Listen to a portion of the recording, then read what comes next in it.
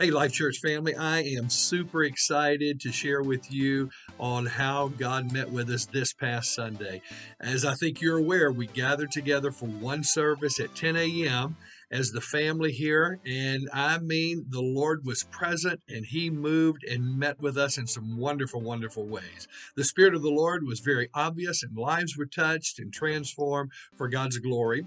I had the opportunity to share with you part one in our Back to the Basics series and talked about the basics of salvation. There'll be a link in this email where you can watch or listen to the message if you weren't able to be here, but I certainly hope that you were. Be sure to share the messages on your social media. You'll never know how many people may discover God's love and grace just simply by you sharing a message on your social media pages. So thank you for doing so.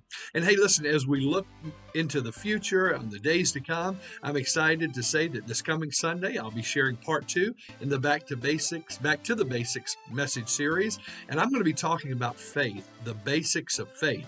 I want you to gather with us, and I know your hearts are going to be stirred like mine, and God's going to just really bring life to our faith journey. So bring someone with you, invite them to be with us on campus, and if they can't, to join with us online. Hey, by the way, you may have heard that the mayor and council here in Smyrna have rescinded the mask mandate, and they feel like that, all things considered, that it's okay to for people to be out and about without wearing a mask. Now, as perhaps you remember, I have been consulting with one of our members, Dr. Edward I. Roby, throughout this journey, a man in whom I have great confidence, who walks by faith, who's also a medical expert. And in speaking with Dr. I. Roby, we agree that it would still be wise for us to request and encourage our church family to wear masks when they're on campus.